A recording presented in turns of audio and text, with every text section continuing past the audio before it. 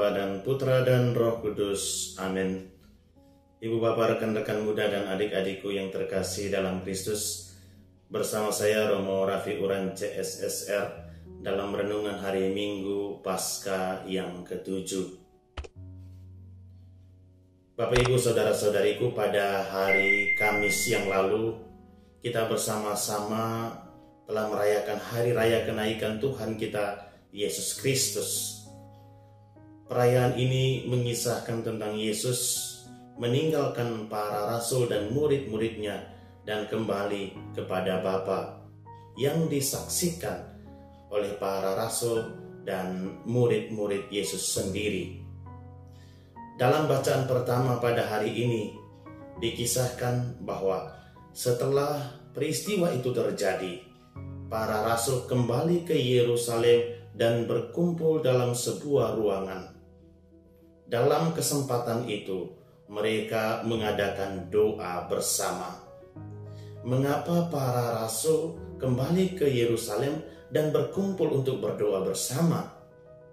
Ternyata ini adalah perintah Yesus sendiri yang disampaikan kepada para rasul pada saat mereka makan malam bersama sebelum ia naik ke surga.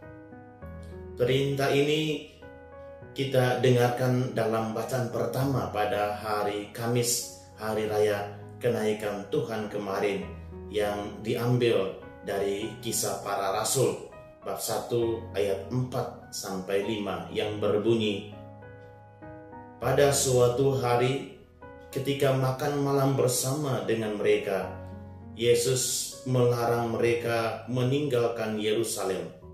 Ia menyuruh mereka tinggal di situ menantikan janji Bapa. Janji Bapa itu adalah mereka akan dibaptis dengan Roh Kudus atau akan dipenuhi dengan Roh Kudus. Di dalam waktu penantian akan pemenuhan janji Bapa itu, mereka sehati bertekun dalam doa.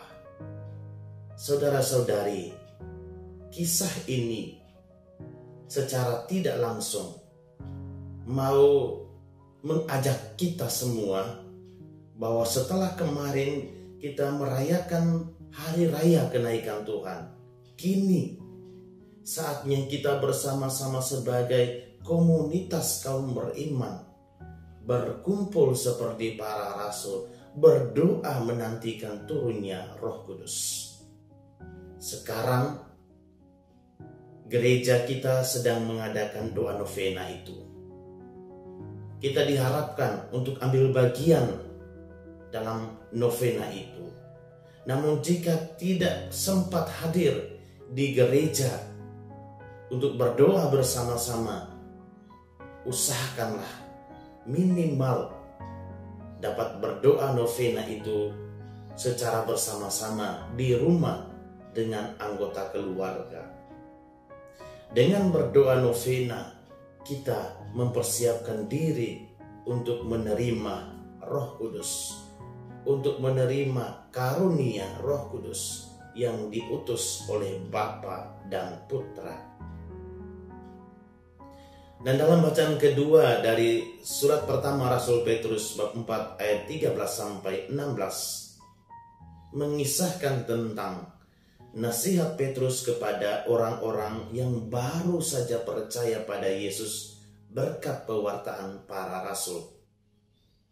Ia memberikan bimbingan kepada mereka yang mulai mengalami penderitaan yang berat karena dianiaya sebagai orang Kristen. Petrus menasihati untuk mengikuti teladan Yesus dalam penderitaan dengan tidak membalas sebagai pembunuh, penista, pencuri, pengacau. Petrus menasihati supaya jalanilah itu semua sebagai bagian dari penderitaan murid-murid Yesus.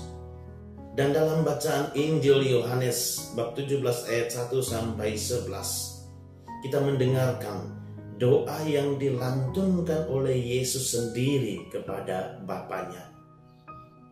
Doa ini dikenal dengan sebutan doa Imam Agung. Jika kita membaca dengan seksama doa ini, kita dapat melihat bahwa ini adalah sebuah ungkapan hati, sebuah curhatan hati yang di dalamnya ada ucapan syukur dan ada permohonan. Syukur karena Bapa telah mengutus Yesus ke dunia.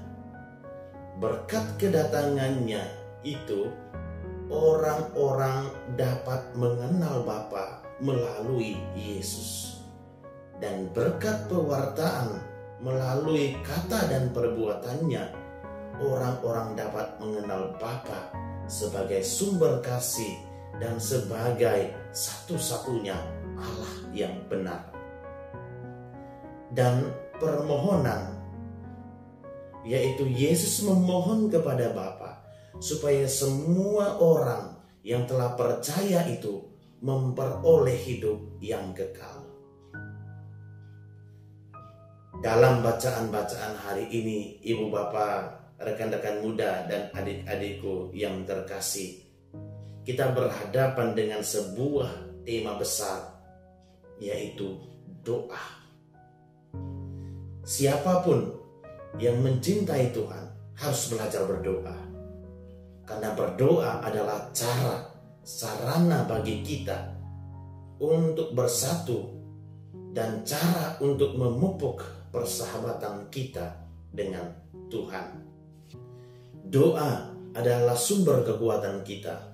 Doa adalah sarana bagi kita untuk berbicara dengan Tuhan. Doa adalah getaran hati yang menyapa Allah, suatu permohonan dan syukur kepada Allah.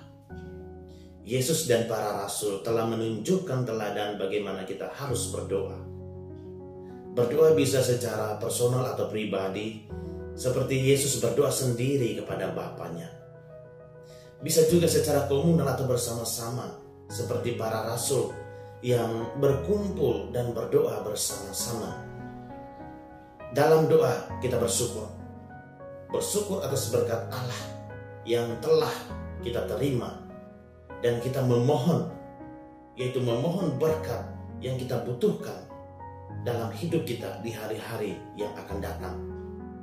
Oleh karena itu, Ibu Bapak, rekan-rekan muda dan adik-adikku yang terkasih dalam Kristus, tidak dapat dipungkiri bahwa doa merupakan suatu bagian penting bagi kita. Tanpa doa, iman kita akan lemah tanpa daya. Tanpa doa, iman kita akan kering, tidak berbobot. Tapi dengan berdoa, iman kita dikuatkan, diteguhkan, ditopang hingga kokoh kuat, tak tergoyahkan. Dengan kekuatan doa, kita mampu menghadapi cobaan-cobaan, penderitaan-penderitaan, dan berbagai macam situasi-situasi sulit dalam kehidupan kita. Maka kebiasaan berdoa bagi umat Katolik sangatlah penting, mulai dari anak-anak, orang tua, dan kakek nenek semuanya. Jadi mulai sekarang, yang sering mengatakan tidak tahu berdoa, malas berdoa, tidak ada waktu berdoa, dan apapun alasannya, berikanlah setiap hari sedikit waktumu untuk berdoa. Berdoalah dengan tekun dan tidak bertele-tele. Ketika berdoa, rendahkanlah diri dengan penuh penyesalan. Karena barang siapa merendahkan diri, ia akan ditinggikan. Ibu bapak, rekan-rekan muda dan adik-adikku yang terkasih dalam Kristus, sebelum saya mengakhiri renungan saya ini, saya ingin menunjukkan rumusan penutup dari setiap doa kita sebagai orang-orang Katolik yang harus kita gunakan dalam setiap doa kita. Ada beberapa rumusan. Misalnya yang pertama, jika kita berdoa kepada Bapa, ya Allah Bapa kami yang Maha Kuasa dan seterusnya, maka rumusan penutup doanya adalah, kami mohon ini kepadamu Bapa dengan pengantaran Putramu terkasih Tuhan kami Yesus Kristus, yang hidup dan berkuasa bersama Dikau dalam persekutuan Roh Kudus, Allah sepanjang segala masa. Amin. Atau rumusan singkatnya, kami mohon ini kepadamu Bapa dengan pengantaran Kristus Tuhan kami. Amin. Atau jika doa ini diarahkan kepada Yesus, Tuhan Yesus Kristus Raja yang agung dan seterusnya, maka rumusan akhir atau rumusan penutup dari doanya adalah, sebab Engkaulah Tuhan kami yang hidup dan berkuasa kini dan sepanjang segala masa. Amin. Atau rumusan singkatnya, sebab Engkaulah Tuhan kami kini dan sepanjang segala masa. Amin. Tuhan memberkati kita sekalian, dalam nama Bapa dan Putra dan Roh Kudus. Amin.